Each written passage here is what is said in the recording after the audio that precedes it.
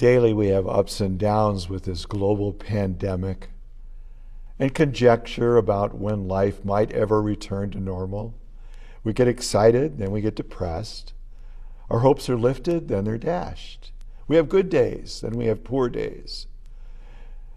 We sort of enjoy a little free time, more time with our family at home, but we miss the family and friends we can't be with. What do we do when the end isn't in sight? We thought confinement for a month could be tolerated. Then more weeks were added, more restrictions. Gradually, we have realized that any return is going to be in stages. Masks and distancing and disinfectants will continue to be necessary. We need haircuts. Our hands are all dried out from all of the soap. We miss our friends. And what about those who have lost jobs? What if I'm infected? What about colleges and churches, concerts, beach in the summer?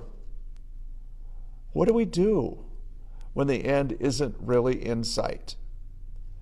It could be really depressing, as life often is. We are so frustrated when we can't see what's around the next bend and fear that it might not be any different than what we're looking at right now. It just doesn't seem fair, does it? If only we knew for sure how the story ended. Would that make the journey easier? Now, I think the book of Genesis can help because it shares the normal ups and downs of everyday living, every life of faith.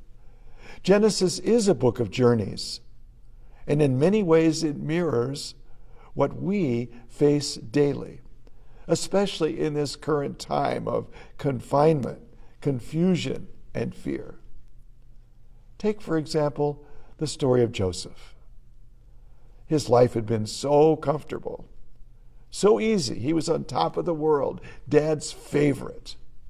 He had everything and more. And he lived as we often have a tendency to, taking everything for granted. We assume that when we are blessed, it's because we deserve it. We take good days for granted. And suddenly, for Joseph, it was all yanked away. He lost everything, and there was no hope in sight. Out of jealousy, his brothers plotted to kill him. Then at the last minute, they changed their minds and just threw him in a pit. Then they sold him into slavery. He wound up in Egypt, purchased by a rich man, whose jealous wife then betrayed Joseph and had him thrown into prison again.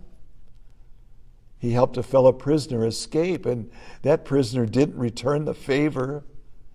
Years later, Pharaoh needed Joseph, brought him out of prison, and Joseph wound up running the country's food supply.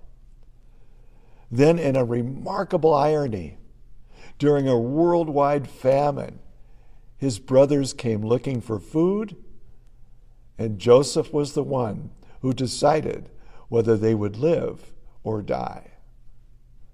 Who ever would have seen that coming? Who would have believed such a script?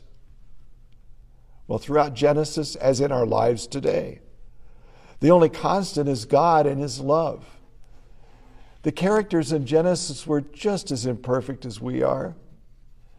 And their world was filled with the same roadblocks and disappointments and blind curves as ours is.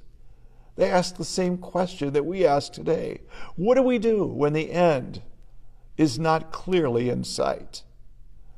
And the answer for them was always the same. Have faith. Lift your eyes up to God. That's our answer too. Now, faith in God doesn't mean that we'll always see what comes next. But faith assures us that whatever is around the bend, we will not face it alone. Faith believes that God will be standing there already, just as He has been standing with us in our journey. Now, faith can be tough for people who feel that life should always be easy, or people who want an answer to every question.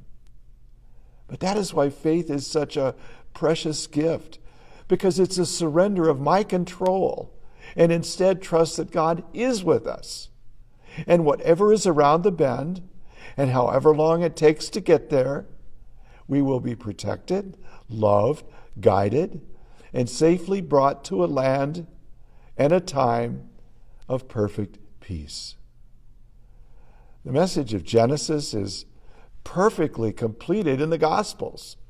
As Jesus was betrayed, thrown into a pit to die, and then emerged triumphant as ruler over all. Talk about irony and a surprising plot twist and undeserved grace. We all struggle today with uncertainty about tomorrow, just as we always have. And yet, by faith, we are reminded that our future is certain. No matter how long or short our journey, God has already been there. He has promised to keep us safely in his loving arms. Easter is the surprise of surprises and eclipses any roadblock or pothole or blind curve in the road ahead. Have faith, and you will have peace.